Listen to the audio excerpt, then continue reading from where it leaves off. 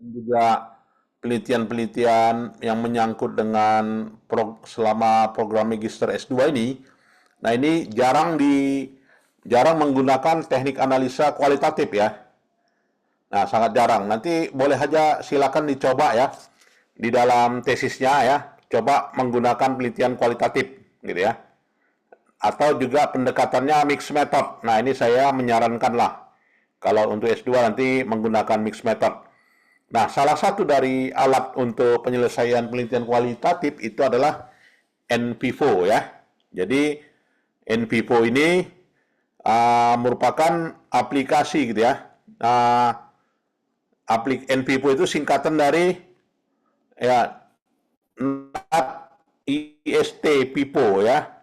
NAT IST Pipo atau Non-Numeric Unstructured Data Indexing and Theorizing. Itu adalah perangkat lunak software untuk mengembangkan dukungan dan manajemen analisa data kualitatif. Nah, itulah ya NVivo.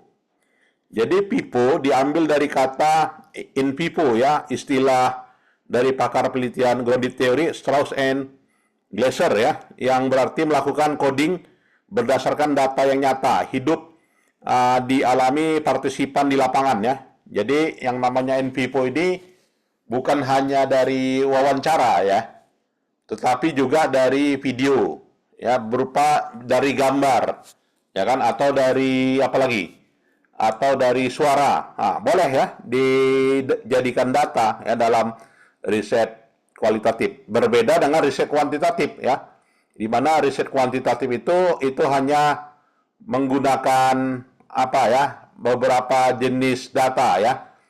Datanya itu adalah data numerik gitu ya. Jadi di luar numerik maka tidak bisa diolah gitu kan kalau dalam penelitian kuantitatif. Nah, sedangkan data kualitatif itu data non numerik, bisa berupa video gitu kan, itu kan non numerik ya. Nah, itu bedanya ya. Jadi NVivo di sini secara efisien dan efektif melakukan coding ya dan analisa terhadap data. Nah, jadi yang namanya coding di sini kita berhubungan dengan pernyataan ya, atau juga resume kesimpulan dari suatu wawancara ya, yang namanya coding gitu ya. Ya, jadi coding inilah yang dianalisa dalam analisa NVivo ya.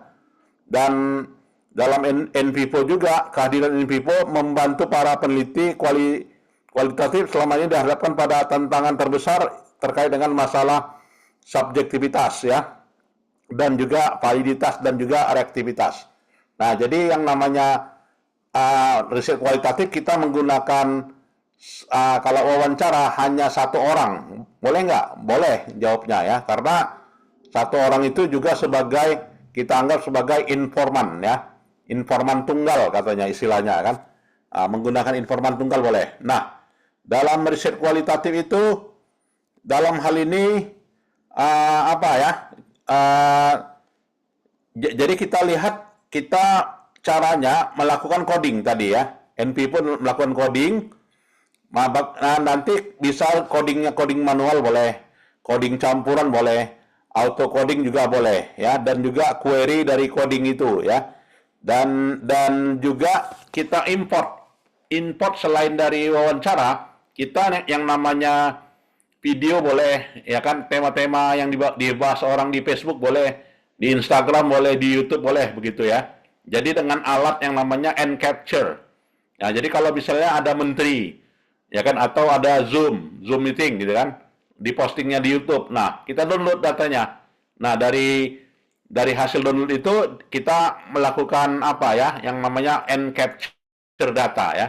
Jadi Encapture itu bisa YouTube, bisa berita online, bisa WhatsApp, bisa juga hasil di grup WhatsApp gitu ya. Nah, ini. Dan hasil coding itu ditampilkan dalam bentuk hierarki chart, atau juga bisa ditampilkan dalam bentuk diagram. Ya, diagram hierarki chart dan sebagainya ya. Nah, ini. Dan atribut dan klasifikasi uh, juga dilakukan dari yang namanya interview ya, dan juga FGD. Ya, FGD ya, dan juga diklasifikasikan untuk interview ya. Nah, inilah yang namanya NVivo. Silakan nantinya dipraktikan ya. Nah, kalau menunya bagaimana?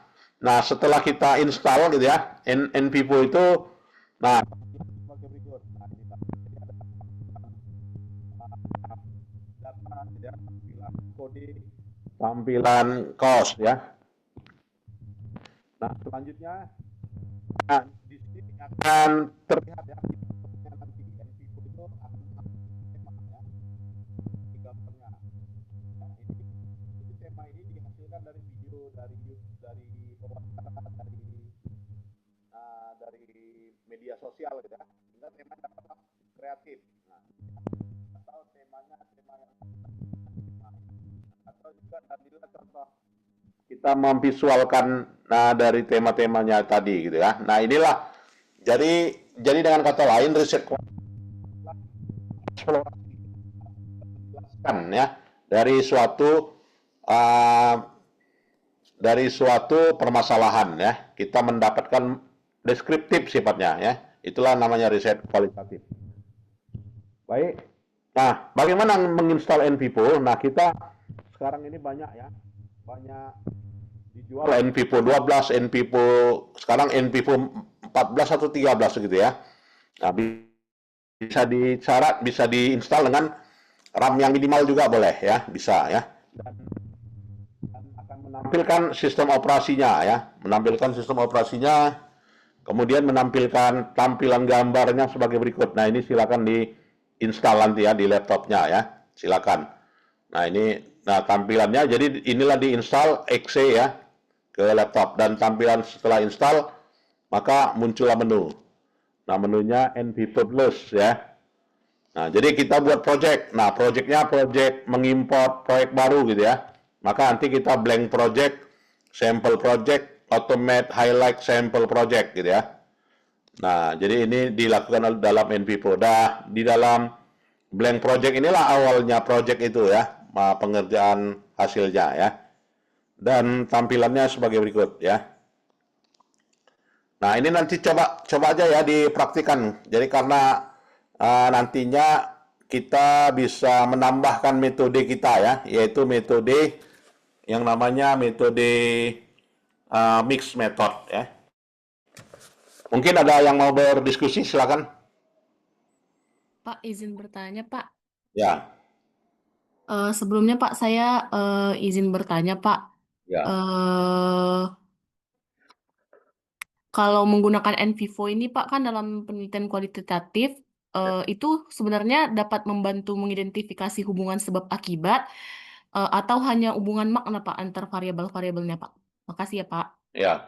Nah, jadi yang namanya riset kualitatif dengan menggunakan alat NVivo, kita tidak ada membahas variabel, gitu ya. Nah, ini ya, tidak ada membahas variabel. Tetapi kita akan melahirkan dimensi, melahirkan variabel. Nah, ini bedanya antara kuantitatif dengan kualitatif. Kalau kuantitatif kita mengkonfirmasi hubungan antar variabel gitu kan, X dengan Y. Nah, untuk kualitatif dengan NVivo ini ya, kita bukan melihat signifikansi, ya melihat hubungan, tetapi akan menjelaskan terbentuknya suatu dimensi, ya suatu variabel. Ya, dimensi misalnya accountability. Nah, accountability itu apa pembentuknya? Nah, dalam riset kualitatif itu kita akan teliti itu, ya kita akan cari itu. Apa pembentuk dari accountability menurut FGD, gitu kan? Accountability itu adalah pertanggungjawaban ya, yang dalam hal ini temanya ada 4. Nah, seperti itu. Ya. Jadi yang namanya riset kualitatif itu kita tidak boleh menggunakan kata pengaruh, tidak boleh menggunakan kata hubungan, ya. Tapi kita boleh menggunakan kata menjelaskan, ya. Kemudian juga menarasikan, kemudian juga menginterpretasikan. Nah, itu boleh, gitu ya. Jadi tidak ada kata pengaruh dan juga tidak ada kata korelasi atau hubungan, ya. Itu dia riset kualitatif ini. Jadi, Pak, untuk lama range waktu pengerjaan kualitatif ini biasanya berapa lama, Pak, kalau secara normalnya, Pak? Nah, kalau dia riset kualitatif ini, kita ingin mencari dua informan, gitu kan? Informan kan kuncinya. Kalau metode kuantitatif kita yang namanya responden ya. Nah, kalau dia riset kualitatif, kita informan. Misalnya apa? Kita mau meneliti terkait dengan misalnya penerapan dana gampung, ya kan, dalam praktik penyusunan APBDes ya di Aceh misalnya. Nah, maka informan kita siapa? Ya, informan kita adalah kaur gampung, gitu kan, atau kepala desa. Nah, apa saja ya, bagaimana proses penyajian pelaporan keuangan itu akan dapat digambarkan dengan riset kualitatif. Maka kita sangat tergantung pada informan. Jadi kalau kalau kita udah datangi satu informan saja, gitu kan, maka kita udah selesai, gitu kan, udah dapat data dengan kata lain. Nah, jadi riset kualitatif itu 1 hari pun siap, gitu kan. Beda dengan riset kuantitatif, gitu kan, harus minimal 30. Kalau dia 30, maka ada terpenuhilah yang namanya asumsi distribusi normal. Maka kita lakukan uji asumsi klasik, gitu kan. Nah, jadi dalam riset kualitatif tidak ada itu 30. Nah, kalau informannya 30 udah hebat sekali, gitu kan. Dari kita codingnya berarti makin banyak kalau 30. Kalau satu orang ya codingnya kita tanya 3 pertanyaan, maka akan dapat 3 coding. Kira-kira gitu, ya. Dari pertanyaan itu akan melahirkan dimensi. Ya kan, dimensi itu sudah kita jelaskan ya pada pertemuan sebelumnya. Dimensi itu ya bisa berupa apa ya? Variabel laten ya, yang merupakan bentuk laten yang terbentuk dari beberapa manifest. Nah, inilah esensi dari riset kualitatif. Itu saya kira. Pak, terima kasih ya, Pak. Pak, izin Nah, tanya, Pak. ya, silakan. Kalau di kuantitatif kan dia ada beberapa aplikasi ya, Pak, kayak Smart PLS, ada Stata, ada SPSS juga. Nah, kalau di kualitatif ini apakah hanya menggunakan NVivo atau mungkin ada opsi lain gitu, Pak, aplikasinya? Ya, jadi dalam riset kualitatif ini kita jangan menyelesaikannya menggunakan Smart PLS. Nah, ada aplikasi lain selain NVivo, ada namanya Atlas. Selain dari Atlas ada namanya Viewer. Nah, itu ya. Jadi tapi yang paling populer itu sekarang NVivo ini, gitu kan, karena mudah digunakan. Selain itu juga Atlas. Bimbingan saya beberapa orang itu juga udah pakai Atlas dan mereka sanggup semua menyelesaikannya sendiri, nggak sulit. Nah, ini nanti dicobalah ya menggunakan riset kualitatif dengan NVivo saya kira. Tuh. Jadi alat analisanya ada Atlas, ada Viewer, gitu kan, ada QDS. Nah, itu beberapa aplikasi kualitatif ya, selain dari NVivo. Itu saya kira jawabannya. Izin tanya lagi boleh, Pak? Boleh. Kalau tadi kan bisa sampelnya 1 orang aja gitu ya, Pak, yang Boleh. diwawancara, terus nanti itu diubah jadi dalam bentuk skrip, terus dimasukkan ke NVivo gitu ya, Pak? Iya, betul. Nah, Jadi kira-kira kalau, ya gimana, Pak? jadi yang namanya pernyataannya itulah menjadi coding. Nah, dan coding itu nantinya akan dideskripsikan terbentuknya coding. Itu dia. Dari situ dianalisa hasilnya gitu, Pak. Maksudnya Ya. apakah kayak ini tuh beneran gitu atau gimana gitu, Pak, yang diukur? Ya, makanya yang namanya informan itu adalah informan yang harus apa ya, harus menguasain. Misalnya kita mau meneliti laporan keuangan syariah, ya kan? Atau misalnya kita mau meneliti praktik pelaporan keuangan di bank. Informannya siapa? Kepala OJK, ya kan? Kepala BI. Nah, dia kan menyatakan pernyataannya sesuai dengan kapasitasnya sebagai kepala otoritas, gitu kan. Nah, jadi percaya gitu kan. Nah, percaya kita karena dia adalah pemegang otoritas dia, maka dikatakan dengan informan kunci.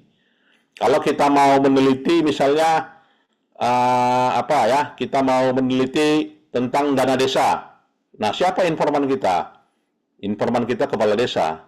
Percaya nggak apa yang dibicarakan kepala desa? Percaya, karena beliaulah kan gitu ya yang mempraktikkan gitu kan penyusunan laporan keuangan desa. Nah, begitu juga laporan keuangan bank syariah. Nah, maka siapa yang kita jadikan informan? Ya, misalnya direktur, misalnya kepala cabang. Mereka lah yang namanya informan, menguasain, itu kira-kira. Beda ya, kalau riset kuantitatif dia 30 kita cari kan, kalau nggak dapat 30 nggak sah judulnya. Nah, selain itu juga dalam riset kualitatif ini kita bisa menggunakan bukan hanya informan, media sosial bisa. Ya kan, kita mau meneliti laporan keuangan syariah, kita dapatkan videonya dari YouTube. Boleh nggak Pak? Boleh. Nah itu ya, nggak ada yang larang, boleh. Nah jadi downloadlah YouTube, lantas nanti masukkan di blank project, lantas nanti diapakan ya, didapatkan temanya dari pembicaraan yang ada di YouTube. Nah itu not-notnya kan dapat ya, itu deh saya kira. Dan ini banyak yang belum mempraktikkan ya untuk tesis. Nah silakan nanti dipraktikkan ya, digunakan metode Pak saya menggunakan selain dari kuantitatif saya ingin kualitatif, maka mixed method metodenya. Itu saya kira ya. Baik, ada lagi? Mungkin masih yang terkait tadi Pak. Jadi kan gimana cara menjamin kerahasiaan data informan gitu Pak yang diimpor ke Envivo gitu Pak? Ya, kalau yang namanya informan dia kan skrip wawancara. Nah, jadi kalau dia skrip wawancara itu, maka kita ada mentabulasi kan, tabulasi dari wawancara itu. Lantas nanti kita dapatkan kesimpulannya, ya kan? Nah, kesimpulannya itulah melahirkan coding. Nah, jadi bicara apanya, informasinya ya tentu saja tidak rahasia lagi kan, karena kan kita mau sajikan kan di tesis atau di disertasi kan. Nah, dapat dia nampak pertanyaannya apa, jawabannya apa kan gitu kan. Berarti di-upload lagi di repository. Nah, jadi nggak ada lagi rahasia. Itu saya kira. Maksudnya tadi data terkait informannya gitu Pak, bukan hasil percakapan, hasil wawancaranya. Itu berarti nggak diimpor ke Envivo ya Pak untuk data Iya, yang diwawancarai narasumbernya gitu Pak. iya. Wawancaranya boleh kita sebutkan Mr. X, boleh gitu ya. Nah, ya. Boleh. Jadi nggak harus kita sebutkan namanya. Nah, itu. Nah, silakan ya peluang kita untuk meneliti. Ini belum banyak diteliti dari tesis ya. S1 maupun juga S2 belum banyak. Tapi kalau S3 udah banyak nih yang meneliti. Lagi? Baik. Ini saya kira diinstal lah ya di laptopnya dan dipraktikkan ya. Silakan dipraktikkan, coba-coba dapatkan video gitu kan dari YouTube, download pakai Y2Mate gitu kan, dapat filenya, kemudian codingkan. Nah, silakan diinstal pakai NVivo Student Version ya. Baik. Nah, inilah ya, ini langkah-langkahnya ya. Semuanya udah ada, tinggal dipraktikkan aja. Nah, ini ya. Oke.